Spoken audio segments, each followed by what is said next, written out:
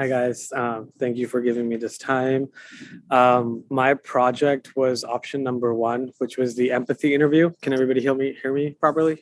Okay, perfect. I usually speak lower, so I sometimes forget that I'm speaking to an audience. The person that I interviewed is named Mohamedou Kebe, and he is from Senegal. He is an African student in the United States, and my title for the project is be the African experience in the United States being a minority within a minority. So focusing on his experience here in the United States and how it's different from what the outsider thinks it is, even though general population usually conflate everybody together. I focused on his childhood and how he grew up for a while, how he grew up in Africa. So since he's a student, he moved here when he was 18. So his early childhood was that he grew up in Senegal. His ethnic, how do I put this? His ethnicity in Senegal was one that was a preferred one. So his childhood was very good, without any discrimination, without any like he didn't feel like he was less than. Maybe he also partook in it. His I talked about his family life with him, and his family, he said that was wonderful, even though his dynamic was different. His dad was a stay-at-home dad, and his mother was the working person in the family. And he said that was different than most people in his school and his surroundings, but he didn't feel like there was anything wrong with it. And I was like, that's awesome. He has two siblings, that he's the middle child. So he has an older brother and then a younger sister that he thinks he has to protect, which is great, as you should. And then we mainly focused on the differences in Africa and how he felt that there was no like the Black identity within Africa. And my questions were basically based on my lack of understanding of it. And I asked him multiple things around how he felt like being a Black person there versus being a Black person over here. And he said that there is almost no people of different skin color there. Maybe some tourists in the big cities. I forget the name of the big city, but where he grew up. But he felt like he belonged there, versus here he does not feel like that all the time. We talked about the French influence on his country, because they speak three languages. They speak English, they speak Wolof, and they also speak French. And to him, the French are the exact same to what the African American experience is with the white people or the Europeans.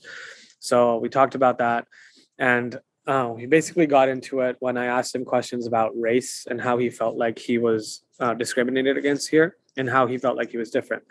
His understanding or his ideas were that he didn't feel like he belonged with the rest of the community. He didn't feel like he was part of it because of two main reasons.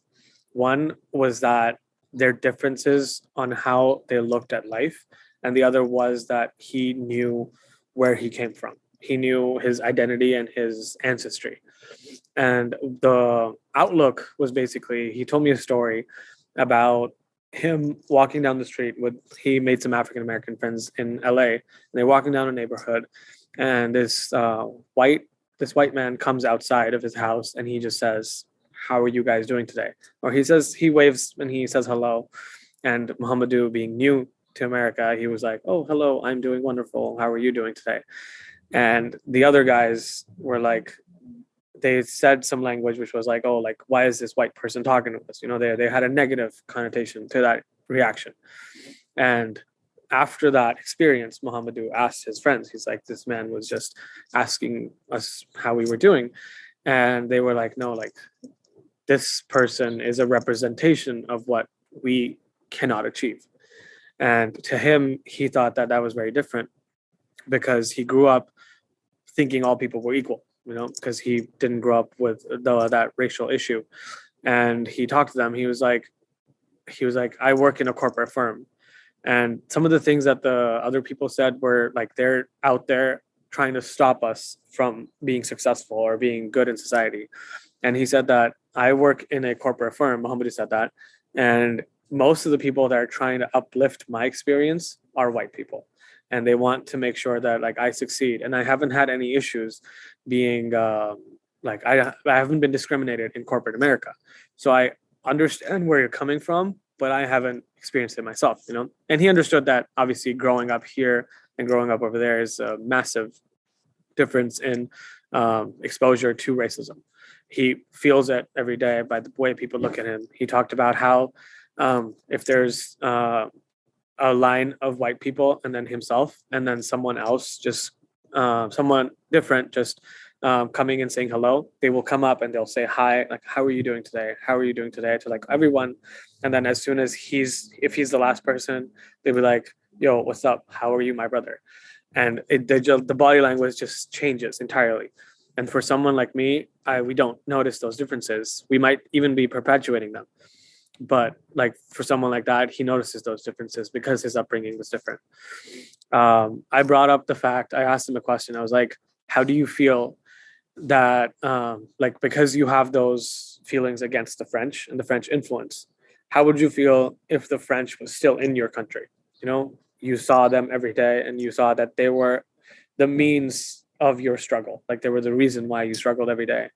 And he said that he hadn't thought of it that way before. And he said that because there's differences in their separation within his country and the French, and he doesn't see them every day, or they're not part of his life, except like maybe government control here and there. He does not feel like he's involved. They're incorporated into his life. So he's like, I did not think of it that way. And maybe the hatred or the outlook that they have in life is justified, and it's because it's different. And I was like, oh, okay. We talked for about an hour and a half, and I am forgetting some like details because I haven't really typed it up yet. But it was a really interesting conversation about him and his experience as a Black person within the community, and how he feels very different from his peers, and how the rest of us, not in the community or the people that perpetuate that experience, also still are, I know,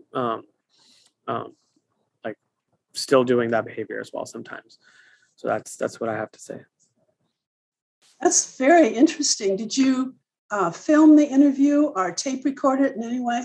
I tape recorded it. It's about an hour and a half. And I did also did a transcript, but Good. the transcript is an hour and a half long, and it did not take his accent into account. So it does not, like, it doesn't mean anything like the transcript. It's about 13,000 words. You did transcribe it and you'll include it though? I will try my best to like fix it, but I don't think there's enough time to do all that and also write the paper. So I'm trying to find a balance between the two. Are you graduating this spring?